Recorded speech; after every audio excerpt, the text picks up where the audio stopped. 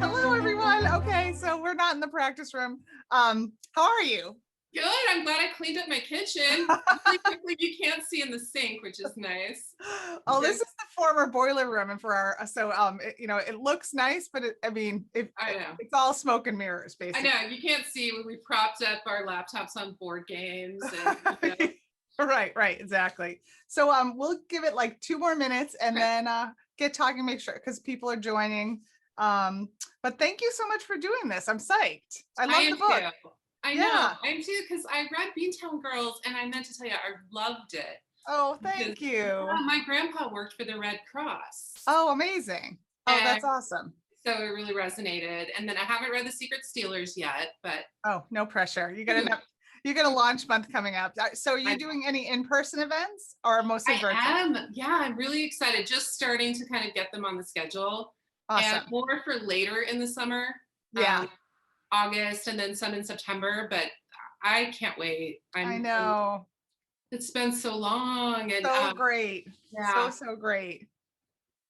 So the book comes out the 29th, yeah. right? Yeah, okay. All right. So still a little less than 2 weeks. Yeah, It's Tuesday. I know. I can't believe it. Ah, I know. I think Book I'm three. ready. Oh, so this is book 3 for you too. Secret Stealers was book 3 for me. Okay. Yeah. Yeah. So funny. Yeah, I'm a veteran. I should just be blasé and like none of this phases me. Right. And yet, right. And you're in Oregon? I'm Is in that right? Portland, Yes, nice. and you're in Boston, right? Yeah, I'm just north of the city. Like if you know the subways, we're Mhm. like at the end of the orange line. So yeah, pretty close in. Nice. Yes. Yeah, Now yeah. you have a little map behind you. Is that Boston? What is that? Are those the Boston ones? No, those are Paris and New York. Oh, Oh, yeah. Like to clean up the boiler room, we got some artwork at Target. So it's quite a contrast, though. I think you can see my toaster, nice, my nice. kitchen nook. I was going to start this by playing an old Reuniti commercial because I had to, of course, Yeah. look one up after that. Guess what? I found it. They still sell it. I didn't know that. Oh yeah, I didn't either. And in fact, I tweeted that before I realized that I would be able to get it. Amazing. I didn't know it until I watched the You're doing well. commercial. Yeah. Yeah. Who knew? All right. So it's 7. Okay. So I think we'll just jump in and then people will join. We have about 50 or 60 registered. So, so that's great. So thank you again. This is Amy Mason Doan. This is her 3rd novel. Lady Sunshine is coming out June 29th. It's wonderful. And I'm so excited to have you because I've had a lot of like World War II history recently. So this is like a whole nother era. It takes place in the 1970s and the 1990s. And it's just like perfect summer read. So I'm going to do a little intro and then jump into questions. Does that sound good? Sounds Okay. good. So Amy grew up in Danville, California, and now lives in Portland, Oregon. She's written for the Oregonian, is that pronounced right? Okay. San Francisco Chronicle, Wired, Forbes, and other publications. Amy has an MA in journalism from Stanford University and a BA in English from UC Berkeley. Her novels, The Summer List and Summer Hours, are out now, and Lady Sunshine publishes on June 29th, as we just said, but it's available for pre-order now, wherever books are sold. All of her novels are emotional, layered stories about secrets, lifelong friendship, and the inescapable tug of the past. Dolan's character, Doan's. Did I say Dolan before? But everyone says Dolan. Doan. Oh my gosh. And I blame my husband. Doan's characters leap off the page, says Publishers Weekly. So welcome, Amy Mason Doan, not Dolan. Yes, Dolan. Thank you so much for having me. Yeah, this is so great. Someone once introduced me at an event for the summer list. They called it the Dumber List. Oh no, that's worse. It was actually so much fun because it just broke the ice. It was my very first event ever. Oh my and I was really nervous. And it was like she teed it up perfectly for me. And then I got out there and I said, no, actually the Dumber List is the sequel. And so nothing can top that. And thank you. I'm so happy to be here and to meet you. Oh, you too. So tell us about the inspiration for this story and a quick summary of what it's about. I'm going to hold it up again because I love the cover so much. Thank you. So the inspiration was actually a song. I used to listen to this song when I was in my 20s in San Francisco. It's actually by Wilco, the Chicago band. Oh yeah. And they had covered some old Woody Guthrie lyrics that had never been recorded, that he had left behind when he died. Oh wow. And so I had been obsessed with this idea for a decade. I mean, this almost became my first book because I thought there's a story there. There's a Yeah. story in someone leaving behind lyrics and then someone else framing it with their own music. Yeah. I ended up working on some other things, 2 other books, but it's the seed of this story of Lady Sunshine. Oh, I see your cat behind you. Yeah. Um, kind of It's- nice. That's So, oh, it's like I'm talking to your cat. So, the story is about a woman named Jackie who inherits this house, and she tells her family and her boyfriend that she's just going to go out to California to take care of this house and sell it really quickly, just pack up and go, that it's no big deal. And she doesn't tell anyone that she spent a summer there in 1979, this life-changing summer. Yes. And then it's not just an ordinary house. It's actually quite a complex, and it has a recording studio, and it's huge, and it has cabins. And in its heyday, it was kind of a mecca for recording artists. And her uncle kind of presided over this place. So the story goes back and forth between 1979 and 1999 as we sort through her memories with her. And there's a secret at the heart and a relationship, a very close friendship with her cousin. Yes. And Yes. that's kind of it in a nutshell.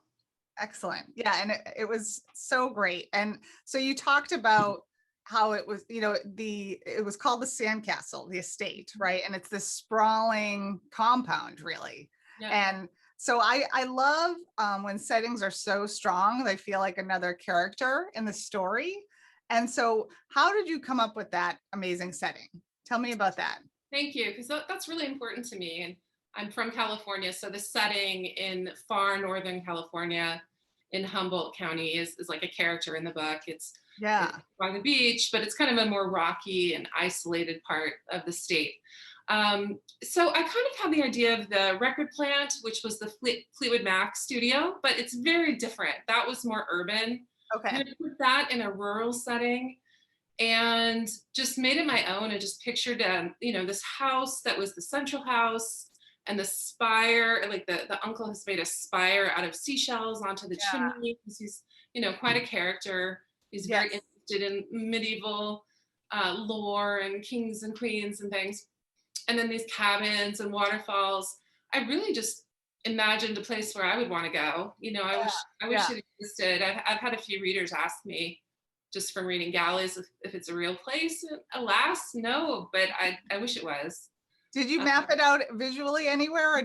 Oh, you did. Oh, very cool. Yeah. I do that with all my books. I tend to take graph paper and just make sure that it makes sense. If I'm the only one who knows some of it, maybe, but I like to know that things make sense. Yes. Yeah. Like, in the summer list, there was a lake and 2 houses on either side of the lake in a little town. So I had to know where things were.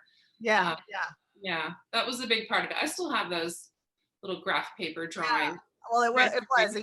I could totally. It was so strong, and it was such a strong sense of place. I could totally feel it. It was a beautiful job. Thank you. And so you just mentioned you went back and forth between Jackie in 1999 and Jackie in 1979.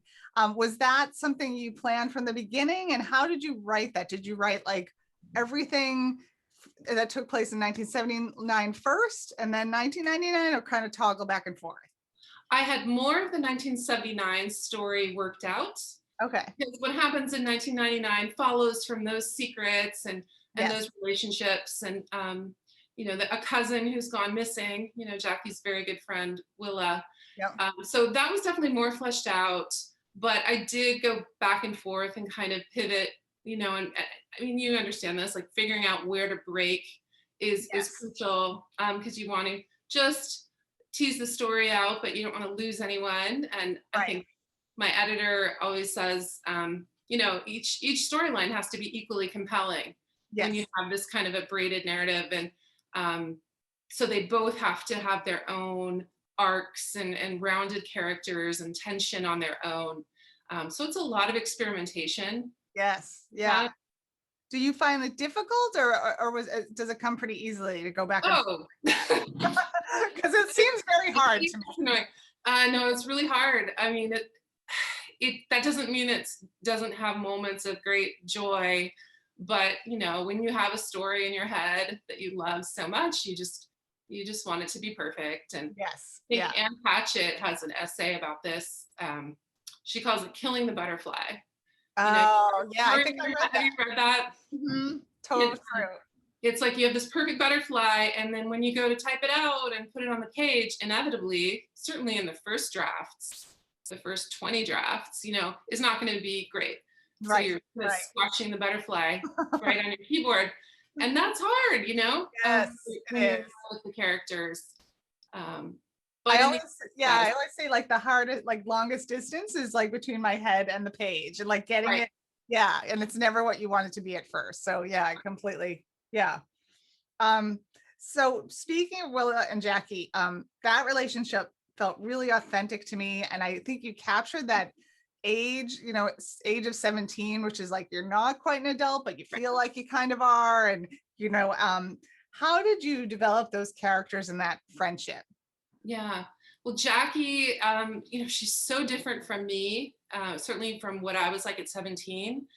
It just goes piece by piece. I just pictured this girl who had a lot of money, growing Yeah. up in Mont Hill in San Francisco, but was feeling stifled and feeling like she couldn't be herself, and then gets a taste of this other world, this other family. Yes. That's her cousin's family and her uncle, the Kingstons, and they are everything she thinks she wants. There's Yes. certainly Yeah. a lot of hero worship is involved with the uncle, but a really true friendship with Willa. And the Mhm. two girls are different. So I think Willa sort of developed maybe more at first in opposition to Jackie. Jackie likes disco. Jackie is more promiscuous. Willa likes nature. Willa likes folk music. And yet they just are drawn to each other, and they complement each other, and get into all kinds of really intense situations together, not to give away Yes. too much, but Right. Yeah, yeah, exactly. then they become their own. If it goes well, they take on a life of their own. And to me, they're very real. Yes. Yeah. They feel it was very authentic, both the Thank- relationship and the characters, I thought. Now Willa's father, Graham, is this iconic rock star god. And, at first Jackie is completely taken in with him and worships him. And was he inspired by any real life rock stars, rock gods? yeah, I mean, he's kind of a hybrid. At least personality wise, there might be a little Crosby, a little Neil Young, certainly a little Jackson Brown, James Yeah. Taylor. And Mhm. then physically, when I write in Scrivener, which is this, Oh, me too. Yeah. like, can you do that? Like, it Yeah. lets you create little character files with pictures and, Yes. what's their favorite food and all this stuff that never ends up in the book, but it's kind of a good way to procrastinate sometimes. Yes. And he looks like this minor character in a movie. I don't even know the actor's name, but I have this image of him in my head. I know exactly what he looks like. So I tend to do that. I like to be able to picture people Yeah. and to hear them as I, well. I was kind of picturing, and I forget the name of the actor, but it was Bradley Cooper's brother in Shallow. I mean, Oh yeah, I could see that. Born. Yeah. Yeah. Yes, I thought that was kind of who I had in my mind, although he might be a little too old for that. Yeah, he's a big, kind of shaggy, bear-like guy, I think is how he's described once or twice. Yeah. And certainly just a magnetic character that everyone is drawn to. Yeah, totally. Yeah, so good. Yeah. So music is a huge part of the story, and lyrics and writing music, and the industry. Do you have that background at all, or do you have a musical family, or is it like what? Yeah. I sort of do have a musical family, not professionally. My daughter sings beautifully, and my husband plays guitar. I used to sing in a choir, but I'm told by that same daughter that my voice is not great anymore. So, but what's interesting is I actually did I did write all the songs that are in the book, all the fictional songs. Oh, cool. I wrote because I just wanted them to be real. Now, nobody is going to hear these songs, but I had so much fun kind of playing around with the idea of being a songwriter. Yeah. I do love music and concerts and shows, and I think when I was writing it last year, especially during, the lockdowns, I was really missing live shows, and I was thinking back on my favorite shows. Yes. Lilith Fair is in the book, Lilith Fair Mhm. 99, and then which I attended Nice. long ago. And then there's in parallel to that in 1979, there's a Blondie concert, which unfortunately I did not attend. But so I have the love of music, and certainly just adore singers, songwriters, and just have so much respect for what they do. Yes. Yeah. So when you say you wrote the lyrics, did you put them to music too? Do you like? That's amazing. I mean, well, they may not be very good, but yeah, in fact, I just have them on little files on my phone, Yeah. I show you the mechanics of songwriting and what's a bridge and, how do they do this? Because so much of the book is about the studio, which is in the basement of the sandcastle. Mm-hmm. And the two cousins are kind of spying on the recording artists who come and go. Graham is, he's a flawed person, but he's very generous in terms of helping younger up and coming musicians. Mm-hmm. And his star has faded a little bit, but he does help others. And so I that had to ring true to me. And I did a lot of research on analog recording versus digital, and found it fascinating. There was a woman at Berklee School of Music who kind of helped me out. Nice. With some of that. Here in Boston. Yeah. Right. Yeah, exactly. Yeah. Exactly. Oh, very cool. That's very impressive. I always, my daughters and I love music, and when we listen to lyrics, I think it's one of the the hardest kind of writing is writing lyrics and music and putting them together in songs. I'm blown away that you did that. That's amazing. That's very cool. Thank you. Well, you haven't heard them, but thank you anyway. So this is a question I get a lot about my covers, because I just love this cover. And do you have any input in cover design, or this is what everyone says? They really want you to be happy. Yeah.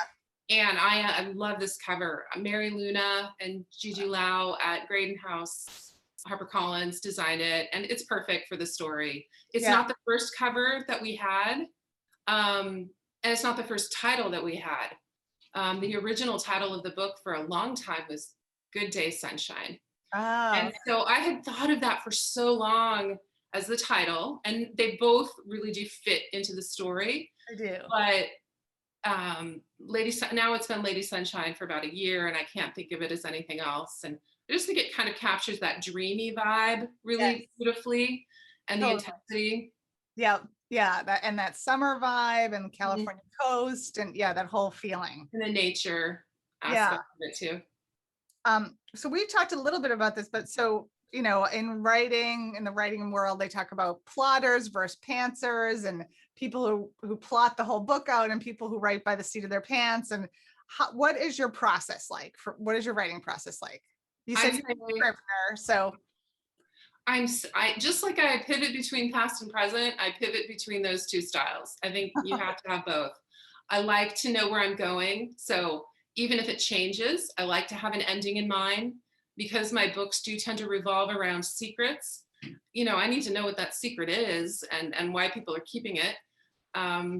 But then there are those days where you just have to let go and let the magic happen, and it doesn't always, but especially as you get further along, your characters kind of tell you what they're going to do, and those are the days that I do this for, because that's the exciting part. And unfortunately, you never know if it's going to be that kind of a writing session, right? Right, exactly. Be not plotting with a T, but plotting with two Ds, just plodding along, trying and getting something done, versus those times that are just magic. So I go back and forth, and then towards the end, working with your editor and copy editors, it becomes more specific. Mm-hmm. Have you worked with your editors, the same editors for all three books? Yeah, which is really unusual. Melanie Freed I know that's so rare these days. And, you know, she gets me, and she knows where I get myself into trouble, and she's good ideas. And, you know, at the end of the day, with whether it's your editor or writing group, other people can really help you find a problem, I find. But I mean, even if they don't know the exact answer or the solution, I really trust her to identify problems.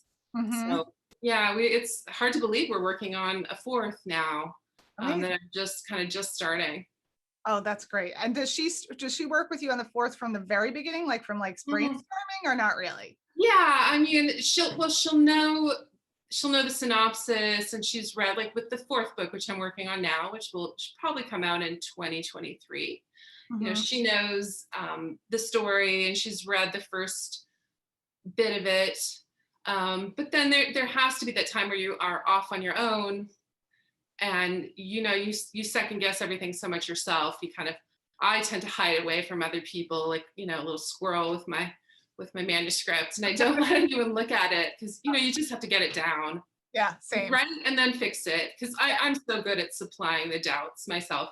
But Yes. she's definitely a hands-on editor. I mean, we work really closely together. Oh, that's great. Very cool. Yeah, I'm lucky. Are you ready to share what you're working on now, or are you Before. I can't share too much, because I think that just kills it. Like, I've learned the hard way. Yeah. You know, don't talk if I talk about it too much, and just there's nothing left for the page. But I love it. It's about a secret. Shocking. It's loosely based on a real family, who had a very unusual lifestyle in California, and it is also historical. So and I don't have a title yet. So, but I'm excited. I'm kind of ready to dive back into seriously drafting that one, but focusing on Lady Sunshine, and then probably early fall really getting into that one. Excellent. Excellent. So you said that you listened to the Pam Janoff Historical Happy Hour. Yeah. By the way, I do have a cocktail. I'm just like, oh my gosh. So cheers. I have to have a glass. Wait, I just wanted to show you that I really did find the Riuniti. I know. I didn't know. We were just talking about Riuniti was like a big 70s wine. It's such a 70s commercial and drink, like the late, like 79, very early 80s. So, and I have a glass of it too. Cheers. Cheers. Cheers. Look, see, it's sparkly. I didn't expect that. Wow.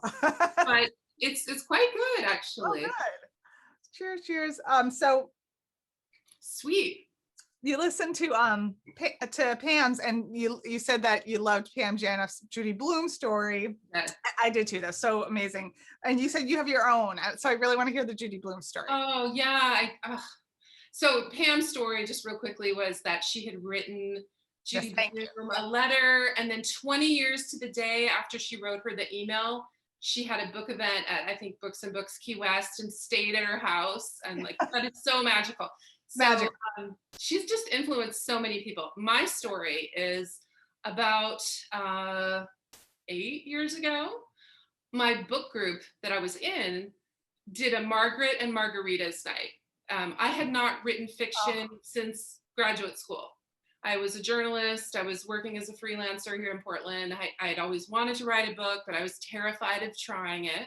Yep. And we did this Are You There, God, It's Me Margaret night, and had margaritas, and we were just joking around and reminiscing about Judy and all of our favorite Judy Blume books. And my friend in the book club looked on her Facebook page, Judy Blume's Facebook page, and realized she had this contest for the movie Tiger Eyes. So they adapted that into a movie a while ago. It was her first big screen adaptation. And they had this contest for someone to win and like fly to LA and go to the movie premiere and meet Judy. And so we're just totally on lark, had a couple margaritas, we both entered, and I won. No, that's amazing. I got to, I know, I haven't won anything, so I don't think so. I got to fly to LA, and I actually took that friend with me. We had a bodyguard and a driver, and like they treated us royally, and we got to see the movie, which was lovely. And then Judy Blume was wonderful, and just so, just so inspiring, and just to be able to like see her. This is a real person who does thing. And, she's a legend, but maybe I can try it, so that I got home from LA and I started just writing like mad. And that's how I completed my first novel. Because, Really? Oh, oh, absolutely. And I would never have finished it if that hadn't happened. I So love that. I love well, that. she's just she's so amazing. I saw she just got an honorary doctorate from Yale a couple Oh, of weeks ago. yeah. Well Yeah. deserved. Cheers to that. Good. Yeah.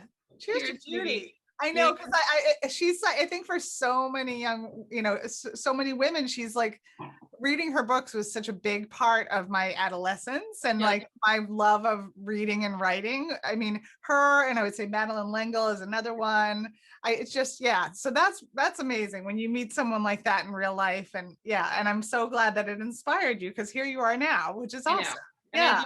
I'd love to go to that bookstore someday in Yes. Florida, and just see it. And what an amazing person that she's a bookseller now. Like, Oh yeah, yeah, so inspiring. So I'm gonna take, it's 7:24. So yeah, I would love to take questions from the audience, and I'll field them if you want to put them in the chat window or in the Q&A window. I'll make sure I'm looking at both. Should I look at him? I don't want to mess things up, but I can. Oh yeah, no, whatever you'd like, but I'll field the questions and ask you as they come in, so you don't have to feel like you're, you know what I mean? So any questions for Amy Mason Doan, I would love to hear. And if not, I have some more questions for you, because I could keep talking and talking. So any questions? Oh, and Sam Elliott is the actor from A Star is Born. Oh, yes. Thank you for that. Yeah. Someone just supplied that. Okay, that would have me. I can see that. And the voice. Yes, the voice. I have a thing with voice. His voice is one of the all-time greats. Just that deep, growly voice. Yeah. Oh, Erin Gordon asks, what are you reading right now? Hi, Erin. I just finished Christina Baker Klein's book, The Exiles. Speaking of historical fiction. Have you read that? Not yet, no. I'm a little late, I was a little late to the party on that one, but it's so good. Set in Australia, about 3 women in 18th century Australia, wonderfully done and researched and just really alive. But when I'm writing, yeah, I love everything she does. I don't read a lot of fiction when I'm drafting. Same, yeah. I don't want to be jealous, and I don't want to mimic someone or parrot someone's style. And hello, Kitty. I've been reading a lot of biographies and a lot of nonfiction. So I've read Debbie Harry's biography, Face It. It's really good. Yeah. Is that good? Okay. It's really good. And then I just did a giveaway on my Instagram for Joni Mitchell's. It's kind of a biography. It's called In Her Own Words. So it's a series of recordings that were transcribed into a book, and that's amazing. Oh, cool. Yeah, I wanted to know what it was before I, gave it away. It's wonderful. Oh, very cool. So I'm going to hold this up again, because someone just asked, the name of your book again is Lady Sunshine. Lady Sunshine. Yes. And Sharon says, I love when your cat makes an appearance, Jane. I think like we have my husband and I joke that like it's like they know that Zoom is turned on, and then they're like, oh, hello. We're here. Cat. I put my cat up in my bedroom, and I can actually faintly hear her meowing. Smart. But she'll start messing with things. I'm looking at a plug. Oh, now you're back. It's coming back. Okay. Did the cat do that? No, it's just there's like, we've got like this like Charlie, it's like NBC Studios in here with Charlie and all this stuff rigged up. So it's just sometimes the cameras switch off. It's all good. So other questions that anyone has, I'm going to ask one. Have you always wanted to be a writer? Have you always wanted to write fiction? Is that something you've always wanted to do? Yeah. I mean, yes. Yeah. I never thought I could. I never thought I would. But, when I think back to the girl I was, the reader, who just lived for books and lived for the library and used to get a stack of books from the used book sale at the library and then sit under this old bay tree and read them. Yeah, it's pretty clear that that's what I wanted to do, but I don't think I ever really voiced it. Yeah. Also, in my high school yearbook, or it was like this little edition of senior predictions. The prediction was that I would write a best-selling novel about the meaning of life isn't that crazy? But I really wasn't a writer in high school. I was, kind of into French, and um, I became a journalist. That seemed more practical, and I loved it, and it's so important. But I really didn't think I would be writing fiction. And thanks to Judy, I I know. gave it a try. Amazing. I'm so lucky. Jacqueline asks, how did you transition from journalist and reporter to fiction writer? Was that a big leap for you? It was a leap. The good thing about journalists is, we finish things and we write on deadlines, and we're used to things not being perfect. I've worked for every outlet up and down the West Coast, really, and I've written stories on 10 minutes notice, with a quote, so that helps. But the shift is you spend so much time daydreaming, the time where for like a feature or an article, you'd spend interviewing people. That's the time where now I'm kind of in my hammock, just dreaming up the story or closing my eyes and picturing the sandcastle and picturing these characters, Graham and Jackie and Willa. But for the sitting down and writing part, the journalism comes in handy, a conversational style and voice and authentic sounding dialogue. I think all of that is pretty helpful when you're writing and you want to do clear, kind of literary / commercial fiction. That all comes into play.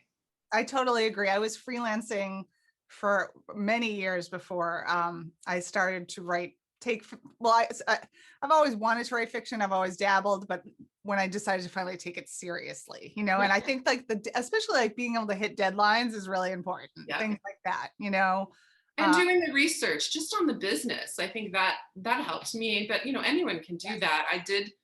I didn't just meet Judy Blume and then draft something and then get an agent and then an editor. I spent a period of about a year going to writers' conferences and doing critique groups and just educating myself on what is this business? I mean, I knew nothing. How do you get something sold? And if you're looking at like Big Five publishing, how does that work? So there's a lot of research involved in that.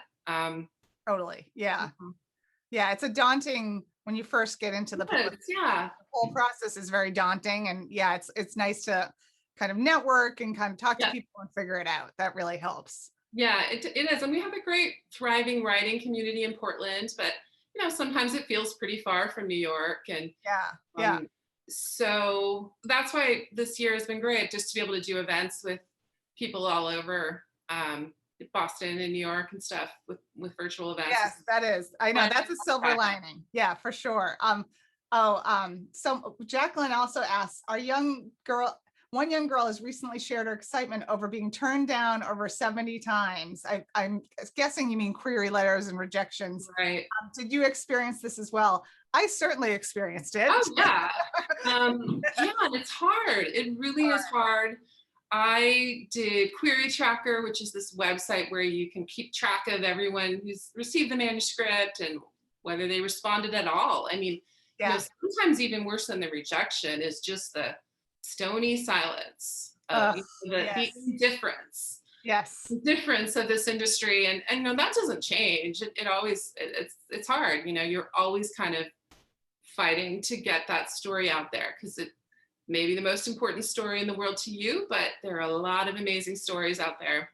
Yes. So as far as an agent, I mean, everyone says this, but you only need one, and who really falls in love. And I've had the same agent, Stephanie Lieberman at Janklow and Nesbitt for, I think it's like 6 years now. And thankfully, she just really fell in love with my first novel and has really nurtured me along, and now here we are on book 4. Yeah, amazing. And I think that one of the things like it's been really wonderful talking to writers, like you said, all over the country doing the historical happy hours is one of the things that everyone has had to persist in this industry to succeed. Its persistence is huge. Like, having like patience and persistence and working really hard and not getting disillusioned when you get 50 rejections. I stopped counting at 50 for my first one. So, I know, I'd love to know how many I got. But there's support groups, there's Facebook groups for people who are querying, and that's hard. And then the submission to editors part is also hard. The Yes. whole thing is hard. At least for me, I don't know, maybe it's easy for some people, but I don't like rejection, and I'm always working on having a thicker skin. And it is sometimes it's hard to balance that business side with the creative side. And Yes. the very public act of releasing a book into the world, into the market, with something extremely private and solitary. I still struggle with it. Absolutely. I do too. And I also struggle with how much like social media to do, especially when you're in launch month, like how much marketing and social media versus how much focusing on the next book, right? So like balancing that out, I find very, very challenging sometimes. Yeah, the energy is very different. But it's such a great way to procrastinate too. If you're kind of not quite settled into your new book, well, you can go and do a creative something on Instagram, or do a post or a giveaway. I become like the giveaway queen as my energy ramps up. Like I know I'm doing a little like too many. I think my people have giveaway fatigue, but whenever I start thinking, oh my gosh, the book's coming out, I do a giveaway. Yeah, you just want to build excitement and momentum and all of that stuff. It's just something to do too, like honestly. I have some questions in the Q&A, but I wanted to ask you before, speaking of the launch and the giveaways, what's the best way for readers to like connect with you? Like, what do you prefer? I like Instagram a lot. Instagram. Me too. That's really my preference. I mean, I'm on Twitter, but it makes me kind of grouchy. So Instagram is where I am the most, and I don't always respond right away, but I do try to respond to messages. So that's kind of the place to start. Okay, that's good. That's great. So Sharon asks, what author that writes historical fiction was or is your favorite? Well, I kind of mentioned Christina Baker Klein. That's just fresh in my mind. I love it. I love Pam's book. I love your work, and I cannot wait to read The Secret Stealers. I'm not just saying that. And it's funny, I really didn't think that I was writing historical fiction, but of course, 70s is, and it required a lot of research. Yeah. And even though I was alive during that time, I was a lot younger than my character, than Jackie. So the research was fun, just diving in and looking at magazines and just thinking about things like the cosmetics and the clothes, and of course the music. Yes. And I realized that I absolutely love it. I love the research, that reporter in me loves it. Yes. So fun. I know. So that brings up a question I was thinking about too. Like what were your primary sources for the research for this, for the 70s? Yeah, I mean, aside from my own memories, because again, though I was younger than her, I do have some memories of roller skating and the music and all that. But I read a lot of just magazines from the area. We have this great place called Scrap here in Portland where you can get just bales of old magazines. Oh, cool. So the advertising, the commercials, the television, the movies that were out. And as far as the setting, I've spent a lot of time on the Humboldt coast, kind of by the redwoods, but I did go there a couple times to do some more research and just make sure it was fresh in my mind. Yeah. But as far as history, you just have to get all your facts right, Yes.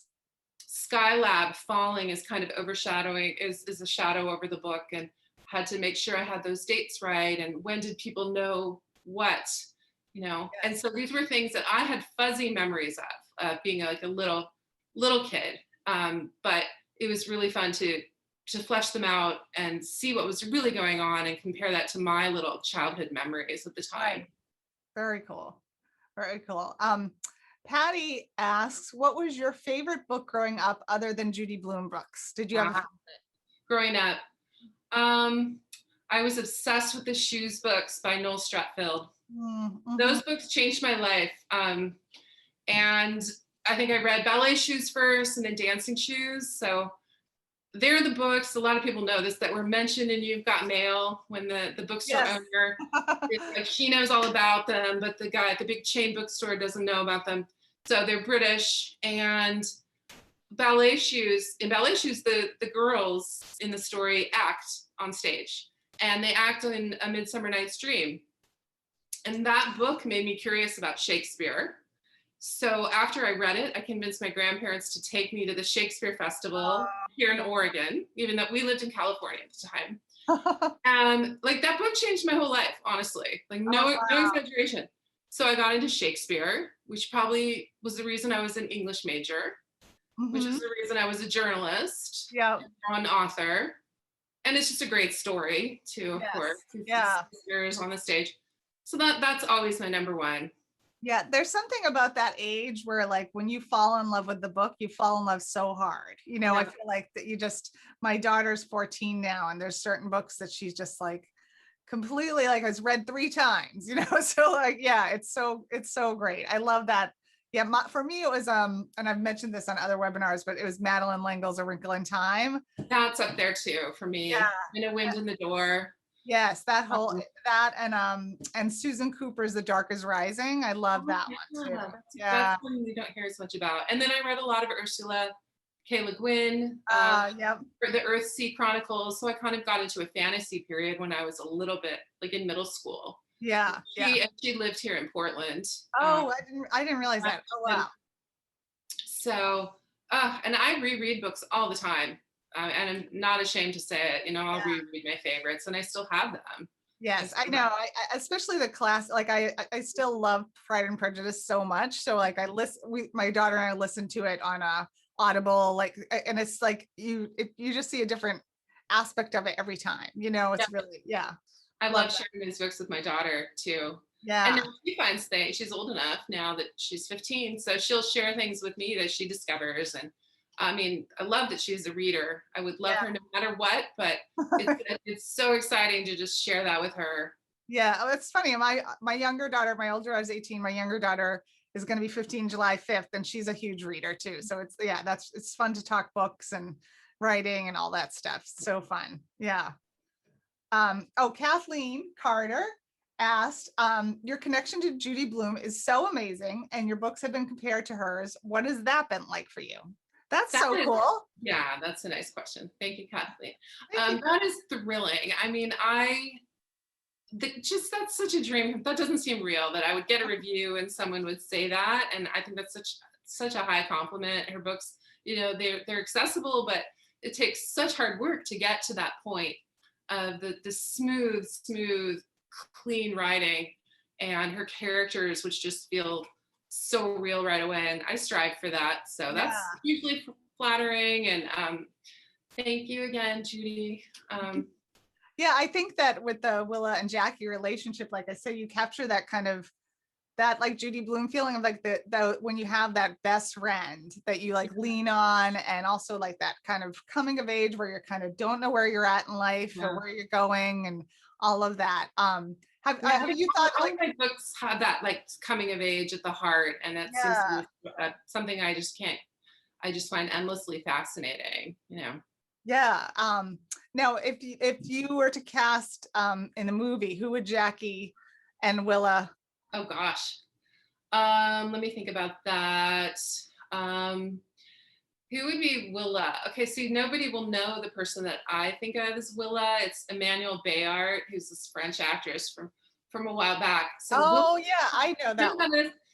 That's what I picture, because again, I was obsessed with French movies, so that's what she looks like in my head. But she's her own person. As far as Jackie, who's the actor who was in Greta Gerwig's Little Women who played Amy? Okay, how am I not remembering this? Shoot, she was good. That would be good though. I can't. And she was in Little Drummer Girl. So I don't know. That's always so tough for me. But someone feisty and fierce, and you know, as an older woman, as a 37-year-old, she's a little bit broken, but she's still got that strength in her. Yeah. I know, and I feel like I know like by face some of the younger actors and actresses, but I don't know by so I have her picture in my Scrivener, and now I'm forgetting her name, which is terrible, but she looks like her. So Barbara Kahn, hello Barbara, you're such a loyal webinar attendee. She says, I came in late. I hope this question was not asked. It was not. How did you decide on your on your time period. Most of your books are in the 70s. Why the 70s? So for this one, I think it's 79 and 99, and they both just feel like the moment before. There's that feeling of summer too. It's like 79 to me, you know, I know that the 70s had dark moments and certainly gas crises and a lot of issues going on, but compared to the 80s, it just felt like more of free time, and we weren't attached to our phones, and it was before the big 80s and MTV. So 79 had that feeling to me of the last day before school starts, if that makes sense. Yeah.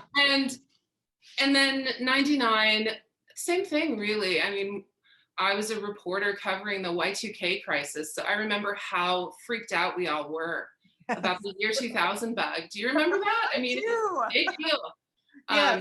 So 1999, it was like, what's going to happen to us, you know?